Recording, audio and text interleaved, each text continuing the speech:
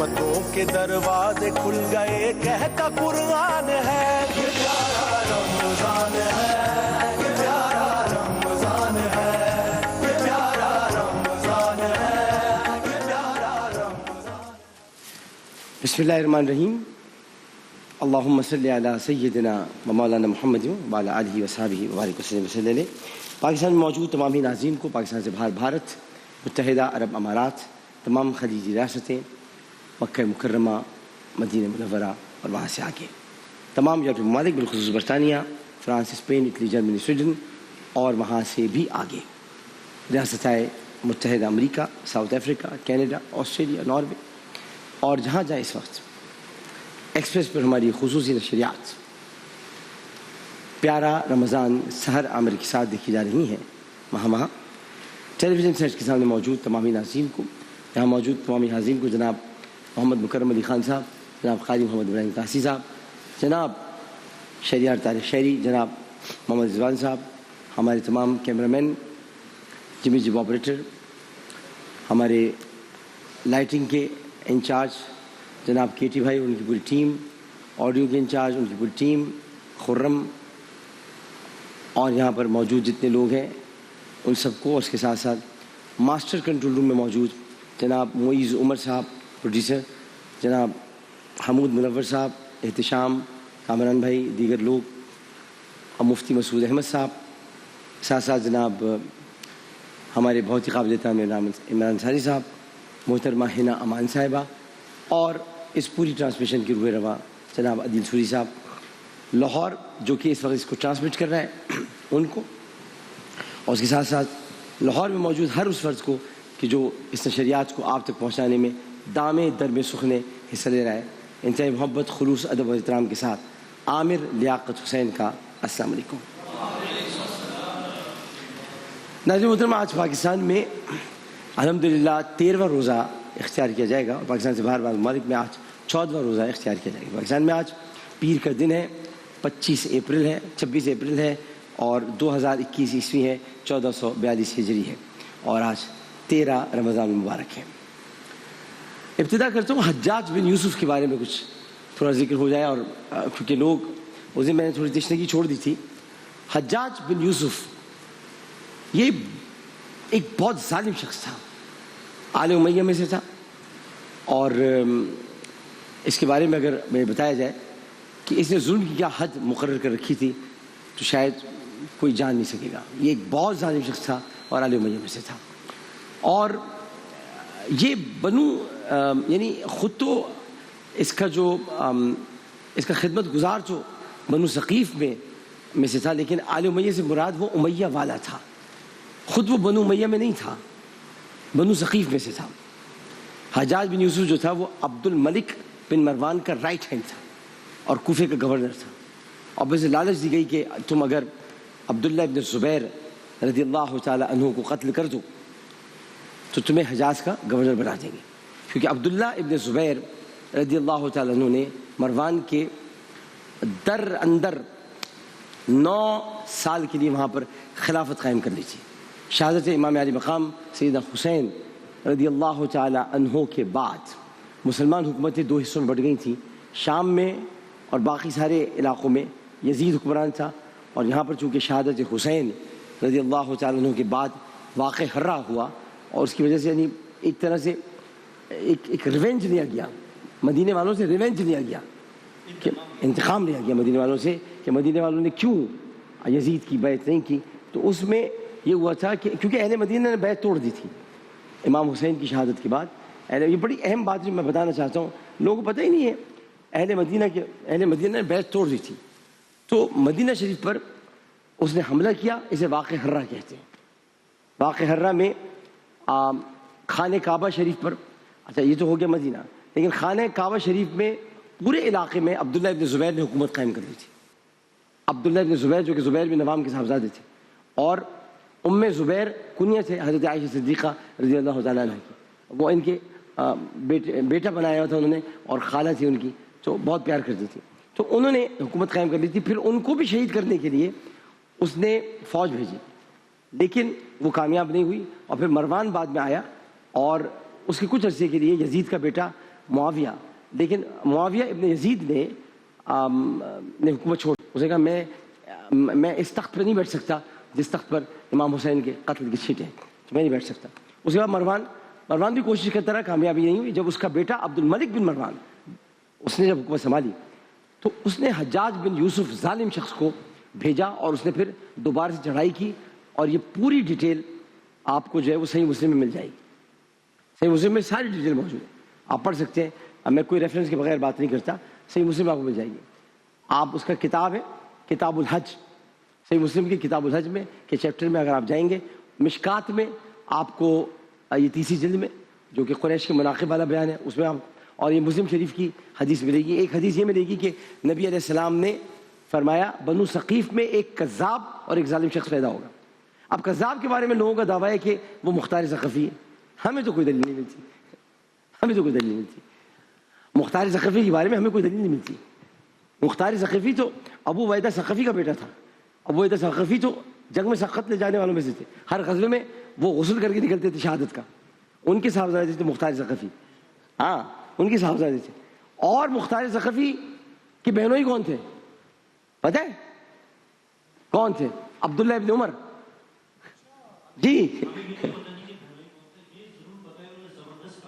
واہ واہ واہ واہ واہ واہ واہ واہ واہ، بڑی اچھی بات، بڑی اچھی بات۔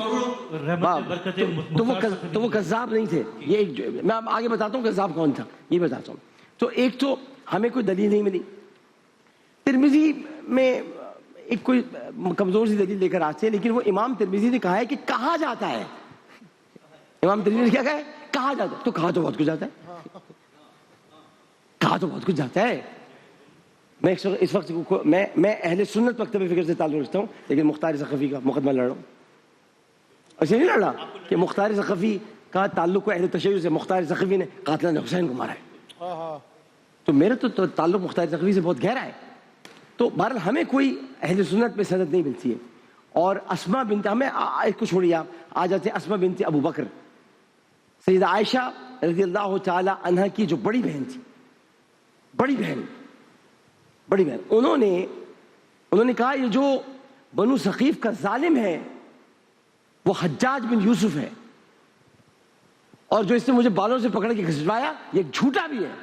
تو بنو ثقیف کا کذاب اور جھوٹا اگر کوئی ہے تو وہ حجاج بن یوسف ہے۔ اب اگر رسول کے اس فرمان کو رکھیں ایک کذاب اور ایک جھوٹا پیدا ہوگا تو بنو ثقیف میں کئی کذاب بھی تھے، پتہ نہیں رسول کا کس طرف اشارہ ہے، کس آدمی کی طرف ہے، کیونکہ اسود انسی کا تعلق بھی ثقیف سے تھا، تو وہ جھوٹا نبی بھی تھا، ہو سکتا ہے وہ کذاب ہو۔ لیکن یہاں پر ہم آ جاتے ہیں کہ صحیح مسلم میں اور پوری حدیث مسلم شریف میں مشکات میں تیسری جلد میں آپ کو یہ پورا ڈیٹیل مل جائے گی، آپ پڑھ لیجیے گا۔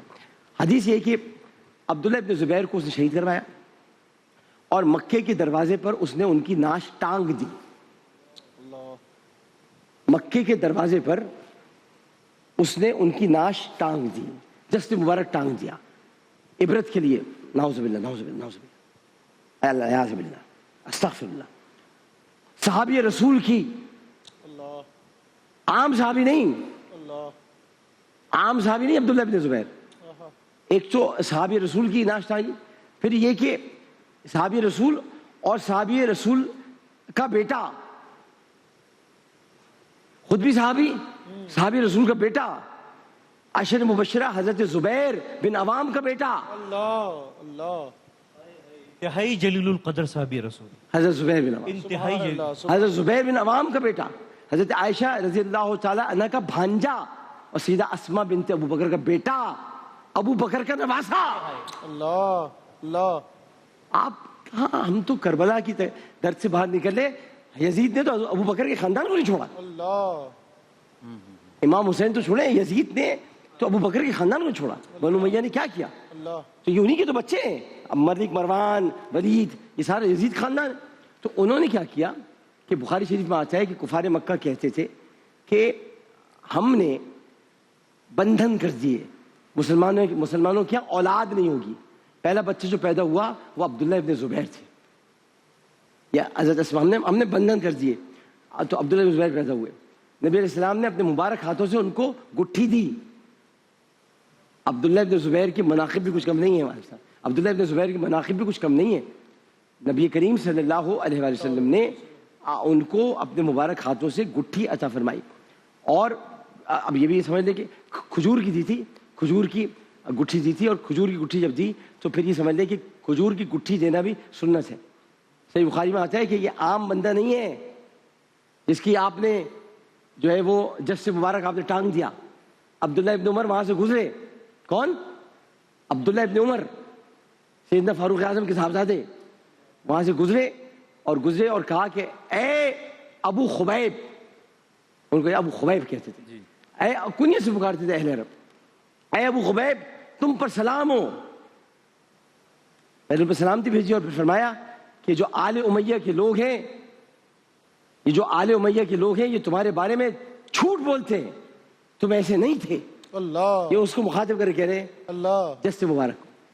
دوست ہے نا آپ کے. نہیں, کوئی جس مبارک کو بھی مخاطب کر کے کہتا ہے. وہ سن رہے تھے نا, وہ کہتے کہ تم ایسے نہیں ہو, تم بہت نیکوکار تھے, تم بہت عبادت گزار تھے, تم بہت عبادت گزار تھے, تم بہت نیکوکار تھے, اور میں تمہیں منع کرتا تھا. یعنی وہ عبداللہ ابن زبیر کو منع کرتے تھے کہ آپ حکومتی معاملات میں نہ پڑھیں. بہرحال وہ یہ پڑھ کر چلے گئے. تو وہاں سے بعد میں حجاج ابن یوسف کو بھی کسی نے بتایا کہ عبداللہ ابن عمر نے تو بڑے تعریفی کلمات کہے. حجاج ابن یوسف نے بعد میں عبداللہ ابن عمر کو بھی قتل کروا دیا. کسی کو بھی اس نے نہیں چھوڑا. اللہ, کسی کو بھی, اس پالتو دہشت گرد ٹیررسٹ کو اس نے کسی کو بھی نہیں چھوڑا. جو ان کے حق میں تھے ان کو بھی شہید کروایا. یہ بھی صحیح بخاری میں آتا ہے کہ حج والے چیپٹر میں کہ حجاج ابن یوسف تیمارداری کے لیے آیا عبداللہ ابن عمر کی اور کہا کہ مجھے پتہ چل جائے گا, مجھے پتہ چل جائے گا کہ آپ کو کس نے مروایا ہے. یعنی وہ زہر آلود نیزہ مار دیا گیا تھا حج کے دوران. حج کے دوران عبداللہ ابن عمر کی زہر آلود نیزہ مار دیا گیا تھا. تو مجھے پتہ چل جائے گا آپ کو کس نے مروایا ہے, کیونکہ وہ عبداللہ ابن عمر ہمیشہ امیر حج ہوا کرتے تھے, امیر حج ہوتے تھے. اور وہ گورنر تھا تو وہ کہتا تھا کہ مجھے امیر حج کیوں نہیں بناتے. وہ کہتا تھا مجھے امیر حج کیوں نہیں بناتے. امیر حج اس کو بنایا جاتے ہیں جس کو دینی مسائل معلوم ہو. اللہ, فسادیوں کو اور قاتلوں کا امیر حج نہیں بنایا جاتا. بے شک بے شک. امیر حج نہیں بنایا گیا تھا. تو عبداللہ ابن عمر نے فرمایا میرا قاتل وہ ہے جس نے احرام کی حالت میں حالت جنگ لانے کی اجازت دی ہے. یعنی تو مثال کے طور پر انہوں نے یہ بات کی اور پیغام پہنچا دیا. تو مسلم شریف کی حدیث میں آتا ہے کہ جب عبداللہ ابن عمر چلے گئے تو حجاج ابن یوسف کو کسی نے بتایا تو اسے پھر کہا کہ ٹھیک ہے عبداللہ ابن زبیر کی نعش اتار کر یہودیوں کے قبرستان میں پھینک دو. سنتے جائیں آپ, عبداللہ ابن زبیر کی نعش اتار کر یہودیوں کے قبرستان میں پھینک دو. اس کی نعش پھینک دو جس نے یہ بتایا کہ ریاض الجنہ یہاں پر ہے, یہاں پہ نماز پڑھی جاتی ہے. اللہ, اللہ, اللہ اکبر. حضرت عائشہ نے صرف ان کو بتایا تھا. یہ بات صرف حضرت عائشہ کو پتہ تھی. رسول نے صرف حضرت عائشہ کو بتایا تھا. حضرت عائشہ نے اجازت لے کے رسول سے عبداللہ ابن زبیر کو بتایا تھا. عبداللہ ابن زبیر نے امت کو بتایا. آج امت جو گرین قالین پر نماز پڑھتی ہے یہ عبداللہ ابن زبیر کی وجہ سے پڑھتی ہے. اللہ, اللہ, سبحان عبداللہ ابن زبیر کی وجہ سے پڑھتی ہے. تو انہوں نے کہا ان کو یہودی قبرستان پھینک دو. یہ وہ لوگ ہیں, دیکھیں یہاں پہ تو لوگ معذرت کے ساتھ برا نہ مانے کوئی, یہاں تو لوگ امیہ کانفرنسز کرا رہے ہیں. یہاں تو لوگ امیہ کانفرنسز کرا رہے ہیں. کرائیے کبار صحابہ کی نعشوں کو ان لوگوں نے ٹانگا اور آپ ان کی کانفرنسز کرا رہے ہیں. کرائیے. یہ موضوعات نہیں ہیں, یہ موضوعات نہیں ہے جو میں بیان کر رہا ہوں, یہ احادیث ہے جو میں بیان کر رہا ہوں. یہ موضوعات نہیں ہے, یہ تاریخ ہے. آل امیہ اور آل عباس کی لکھوائی ہوئی یہ تاریخ ہے کہ یہودیوں کے قبرستان میں نعش پھینک دی. اور پھر یہ کہا, اب جو میں جملے بولنے والا ہوں بہت حوصلہ کر کے بول رہا ہوں, قاری ابراہیم قاضی صاحب بہت حوصلہ کر, اسے کہا کہ اس کی ماں کو بالوں سے گھسیٹ کر پکڑ کر میرے پاس لے کر آؤ. عبداللہ ابن زبیر کی ماں کو بالوں سے پکڑ کر گھسیٹ کر میرے پاس لے کر آؤ. یہ مسلم شریف کے الفاظ ہیں, دیکھ لیں. مسلم شریف پڑھ لیں, یہ الفاظ مسلم شریف موجود ہیں, امام مسلم نے لکھا ہے. اور ماں کون ہے؟ ماں ہے حضرت عائشہ صدیقہ رضی اللہ تعالی عنہا کی بڑی بہن. ذات النطاقین، اللہ رسول کو کھانا پہنچانے والی، آہا نبی جن کے کھانے کا انتظار کرتے تھے، ابھی تک اسما آئی نہیں، یہ اسما بنت ابو بکر ہے۔ اور کو جب یہ پیغام پہنچایا گیا تو انہوں نے کہا کہ ٹھیک ہے، تو لوگوں نے کہا وہ تو آپ کو بلا رہے ہیں، آپ کہہ رہے ہیں ٹھیک ہے، اور اگر آپ نہیں آئی تو اس نے کہا ہے کہ بالوں سے گھسیٹ کے لاؤ۔ نعوذ باللہ۔ اللہ اللہ تو حضرت اسما بنت ابو بکر نے کہا ایسا کرو پھر مجھے بالوں سے پکڑ کے گھسیٹ کے لے کے چلو۔ اللہ دیکھیں جہاں کربلا میں بیویوں کا ذکر ہوتا ہے، ان کی چادریں اتاری گئیں، چادر تو اسما کی بھی تھی، چادر تو اسما کی بھی تھی، تو انہوں نے کہا چلو پھر تو مجھے بالوں سے پکڑ کے گھسیٹ کے لے کر چلو، تاکہ ان کو بھی تو پتہ چلے کہ تم کیا کرو۔ تو جو لینے آئے تھے انہیں شرم آئی، جو لینے آئے تھے ان کو شرم آئی، اور کہ حضرت ابوبکر صدیق رضی اللہ تعالی عنہ کی یہ صاحبزادی ہیں، یہ عائشہ صدیقہ رضی اللہ تعالی ام المؤمنین کی بڑی بہن ہے، عبداللہ بن زبیر کی ماں، اور بالکل شروع میں اسلام قبول کرنے والوں میں تو پھر حجاج بن یوسف غصے سے خود آیا۔ یہ پوری ڈیٹیل مسلم شریف اور مشکات میں موجود ہے۔ غصے سے آیا اور آ کر اسما بنت ابو بکر کو کہتا ہے دیکھ میں نے تیرے بیٹے کے ساتھ کیا شر کیا ہے۔ ایک ماں اس کے بچے کی ناش کو لٹکایا اتنے دنوں تک کے لیے، اور پھر آگے آ کر یہ بات کہہ رہا ہے، تو اسما بنت ابو بکر نے صحیح اسپغول والا جواب دیا، جو کہ کسی کو اسپغول کھلائی جاتی ہے نا تاکہ ہاضمہ صحیح ہو جائے، صحیح جواب دیا۔ اسما بنت ابو بکر نے کہا کہ حجاج تو نے میرے بیٹے کی دنیا برباد کر دی۔ کیا حجاج تو نے میرے بیٹے کی دنیا برباد کی ہے، لیکن میرے بیٹے نے تیری آخرت برباد کی۔ اسپغول والا جواب دیا، اسپغول والا جواب دیا۔ کیا جواب ہے؟ تو نے تو میرے بیٹے کی دنیا برباد کی، میرے بیٹے نے تیری آخرت برباد کر دی، میرے بیٹے نے تیری آخرت برباد کر دی۔ تو کامیاب کون ہوا؟ عبداللہ ابن زبیر یا حجاج بن یوسف؟ اسما بنت ابو بکر کہتی ہیں کہ ہم نے نبی کریم صلی اللہ علیہ وسلم سے سنا تھا کہ بنو ثقیف میں ایک کذاب اور ایک ظالم پیدا ہوگا۔ کذاب تو ہم دیکھ چکے، اب وہ کس طرف اشارہ کر رہی ہیں میں نہیں پتا، ہو سکتا ہے وہ کسی اور کذاب کی طرف۔ کذاب تو ہم دیکھ چکے، ظالم تو ہے۔ حجاج بن یوسف نے کہا، پھر فرمایا میں نے سنا ہے کہ تو مجھے کہتا ہے 2000 بند والی، یہ سب حضرت اسما کے الفاظ ہیں مسلم شریف میں، تو مجھے کہتا ہے 2000 بند والی۔ اب یہ 2000 بند والی ایکچولی خصوصیت کے طور پہ بیان کیا جاتا تھا، جو ذات النطاقین میں کہہ رہا ہوں، 2000 بند والی یہ خصوصیت کے طور پر بیان کیا جاتا تھا، یا کہ 2000 بند والی یہ خصوصیت کے طور پر بیان کیا جاتا تھا کہ 2000 بند والی، یعنی تو حجاج بن یوسف نے کہا کہ ہاں، تو نے کہا کہ تجھے پتہ ہے 2 آزار کیوں تھے؟ ایک یہ جو آزار میں باندھا کرتی تھی ابو بکر اور رسول اللہ کا کھانا لے کے جاتی تھی، اپنے بابا کا اور اپنے نبی کا خارج ہو جایا کرتی تھی، اور دوسرا آزار میری شرم ہوتی تھی، جس سے کوئی عورت آزاد نہیں ہو سکتی، اس وجہ سے میرا نام پڑ گیا تھا 2 آزار بن والی ذات النطاقین، اور رسول اللہ نے مجھے لقب دیا تھا۔ آپ صرف اتنا تصور کریں کہ آل امیہ نے ان لوگوں کو جنہوں نے اسلام کے لیے کتنی قربانیاں دی، ان کے ساتھ کیا کیا ظلم کیا، صرف آل رسول کے ساتھ ظلم نہیں کیے، باقی صحابہ کی اولاد کے ساتھ بھی کیے، باقی صحابہ کی اولاد کے ساتھ بھی کیے۔ تو آج یہ جو کیا کہوں میں کہ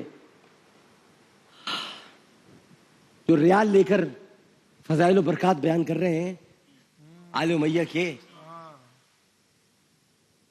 لیتے رہو ریال، ریالوں پہ ہی تو رال ٹپکتی ہے تمہاری، ریالوں پہ ہی تو رال ٹپکتی ہے۔ ہم تو حسین ریالوں کی گڈی کو ٹھوکر مار کے پھینک دیتے ہیں۔ تو یہ حجاج بن یوسف برائے کرم اس کو کوئی بہت ادب سے نہ پکارا کرے، بہت تکلیف ہوتی ہے جب کوئی کہتے ہیں حجاج نے عراب لگوائے قرآن پر، حجاج نے یہ کیا، حجاج نے وہ کیا، عراب لگوائے قرآن پر۔ اچھا ایک بچہ حج کر کے آتا ہے اور واپس آتی اپنی ماں کو گالی دے دیتا ہے، یا اپنے باپ کے تھپڑ مار دیتا ہے، تو وہ کیا ویسے ہی پیدا ہوا ہے جیسے ماں نے جنا تھا؟ بتائیے. تو پھر عراب لگوائے تو کیا کوئی احسان کر دیا؟ تو نے کیا کیا کیا؟ ظلم کی تو نے ندیاں بہا دی. حجاج بن یوسف کو ہمارے علماء کرام جو فقی علماء کرام ہیں، جو فقہا ہیں، وہ حجاج بن یوسف کو ایک ظالم دہشت گرد ٹیررسٹ کہتے ہیں. ٹیررسٹ، دہشت گرد، پالتو، بنو امیہ کا پالتو دہشت گرد. اور بنو امیہ کی شان میں کانفرنسیں کرانا چھوڑیں. اگر شوق ہے کانفرنسیں کرانے کا تو حضرت ابوبکر کی شان میں کرائیں، حضرت عمر کی شان میں کرائیں. سبحان اللہ. شان کانفرنس کرائیں، حق چاریار کانفرنس بے شک بے شک. کانفرنس کرائیں، ختم نبوت کانفرنس کانفرنس کرائیں، اہل بیت اطہار کانفرنس. یہ کیا بنو امیہ کی شانوں میں کانفرنسیں کرا رہے ہیں؟ کیا کیا بنو امیہ نے سوائے حضرت عمر بن عبدالعزیز کے؟ میری جان ان پہ قربان. اور یہ اہل سنت والجماعت کی لائن بھی نہیں ہے جو ہے. نہیں، اہل سنت والجماعت تو ہم تو وجماع ہیں. تو ہم تو یہ کہتے ہیں کہ آپ بنیادی طور پر یہ دیکھیں کہ عمر بن عبدالعزیز نے کیا کیا. عمر بن عبدالعزیز فرماتے ہیں، ان کو بھی 2.5 سال کے اندر اندر کیا کر دیا ان کے ساتھ. عمر بن عبدالعزیز فرماتے ہیں عمر بن عبدالعزیز بھی اچھے اس لیے نکلے کیونکہ حضرت عمر کی پشت میں سے آ رہے تھے. حضرت عمر کے گھر میں شادی ہوئی تھی نا، انہی کی درپش پیدا ہوئے گے. تو وہ حضرت عمر بن عبدالعزیز کو عمر ثانی کہا جاتا ہے. عمر ثانی کہا جاتا ہے. تو انہوں نے کہا میں نے کئی لوگوں کے ایک ان کا بس جملہ میں عرض کر دوں پھر آپ کی طرف آتے ہیں. انہوں نے کہا میں نے اپنے دور میں، یعنی جب میں تھا تو میں نے اپنے جو خلفاء تھے بنو امیہ کے، ان میں سے کئی خلفاء کے جنازے قبر میں اتارے. اور میں نے کئی جنازے جب قبر میں اتارے تو میں نے ان کے چہروں کو قبلے کی طرف کرنے کی کوشش کیا، وہ واپس آ جاتے. یہ عمر بن عبدالعزیز کے الفاظ ہیں. حیات سیدنا عمر بن عبدالعزیز سید سلیمان ندوی لکھتے کہ میں نے کئی مرتبہ ان کے چہرے کیے واپس آ جاتے تھے. میں نے بہت غور کیا تو پتہ چلا کہ حاکم تو یہ تھے لیکن عدل نہیں کرتے تھے. حاکم تو یہ تھے لیکن عدل نہیں کرتے تھے. یہ وہ عمر بن عبدالعزیز ہیں جن کو جب خلافت ملی تھی تو ان کے چہرے پر ایک عجیب سا متغیر ان کا چہرہ ہو گیا. تو انہوں نے سب کچھ چھوڑ دیا تھا اور لباس، اچھا لباس پہنتے تھے وہ ترک کر دیا تھا. تو بنو امیہ میں جو اچھے ہیں ہمیں پتہ ہے کون اچھے ہیں. ہم تو اس معاویہ بن یزید کو بھی اچھا کہتے ہیں جس نے خلافت کو ٹھوکر ماری تھی. وہ دیکھا اس تخت پہ بیٹھوں، اس تخت پہ بیٹھوں. ہم تو اس یزید کو بھی اچھا کہتے ہیں جو شام کا گورنر تھا حضرت عمر کے زمانے میں. اس کا نام یزید تھا. کمال آدمی تھا. تو آپ ہم سے مت بحث کرنا بھائی. ہم تاریخ پڑھے بیٹھے ہیں یہاں پر، تاریخ کے طالب علم ہے. لہٰذا جو حسین کا دشمن ہے وہ رسول کا دشمن ہے، جو زبیر کا دشمن ہے وہ رسول کا دشمن ہے. ہم حسین والے بھی، ہم زبیر والے بھی. ہم آدھا نہیں کرتے کام، ہم آدھا کام نہیں کرتے. اور ہم مختار ثقفی کی بھی عزت کرتے ہیں. کوئی کہہ کے تو دکھائے مختار ابو عبیدہ ثقفی کا بیٹا داماد ہے، بہنوئی ہے. اب آپ کو پتہ ہے ابن زیاد کی قید سے 3 مرتبہ رہائی کس نے دلوائی؟ ابن زیاد نے 3 مرتبہ مختار ثقفی کو قید کیا. کس نے رہائی دلوائی معلوم آپ کو؟ عبداللہ ابن عمر خط لکھتے تھے کہ میرے رشتے دار کو باہر نکالو. تو پتہ نہیں ہے کون ہے. اور مختار نے جب حرملہ کو دیکھا تھا نا،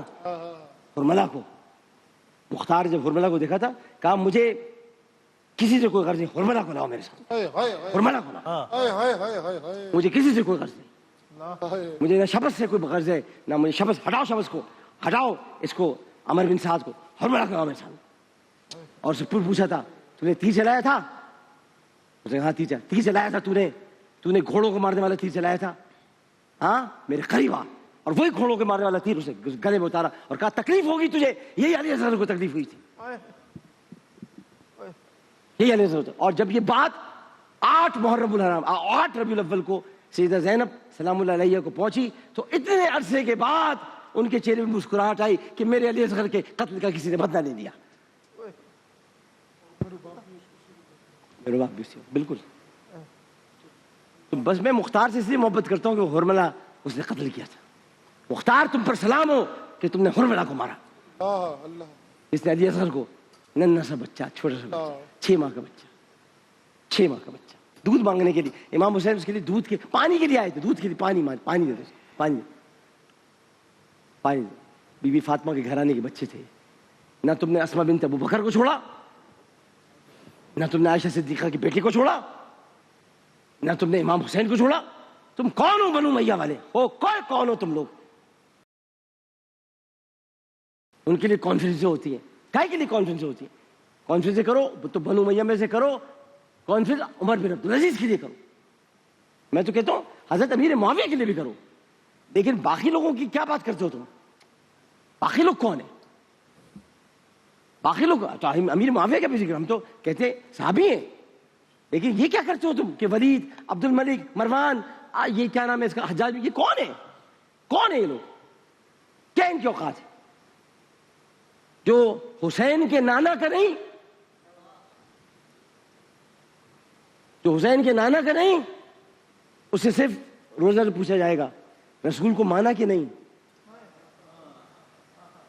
اسے روزہ سے صرف اتنا پوچھا جائے گا. جو حسین کے نانا کا نہیں، اس کو کھڑا کے پوچھا جائے گا رسول کو مانا کہ نہیں. تب اس کو پتہ چلے گا تو کیا تھا اے منکرے، تو چل ذرا قبر میں چل. ایسی پڑھ کے سنا دو. کیا نہیں، کیا تھا پورا شعر؟ شہید کربلا کا غم جسے بھی ناگوار ہے، وہ بد عمل ہے بد نسب اسی پہ بے شمار ہے. ارے او دشمن ازل تم مر ذرا خبر میں چل، پتا چلے گا کیا حسین ہے. پتہ چلے گا تجھے کیا حسین. جب حسین کے نانا قبر میں آئیں گے پتہ چلے گا کیا حسین. ان کا چہرہ دکھایا جائے گا. ما کنت تقول فی ھذا الرجل، اس سے پہلے میرا چشم تصور کہتی ہے، یہ میں عقیدہ نہیں ہے، دین نہیں ہے، میں نے کہیں پڑھا نہیں ہے، میری چشم تصور کہتی ہے، غلط بھی کہہ سکتی ہے، میں اللہ سے معافی مانگتا ہوں، لیکن میری چشم تصور کہتی ہے کہ جب یہ کہا جائے گا ما کنت تقول فی ھذا الرجل، تو بجائے اس کے کہ وہ بولے، رسول کہیں گے مجھے سے بات ہی نہیں کرنی. یہ تو میرے حسین کو ہی نہیں مانتا، بات ہی نہیں کرنی مجھے سے. اور اگر رسول بسم اللہ. اللہ اللہ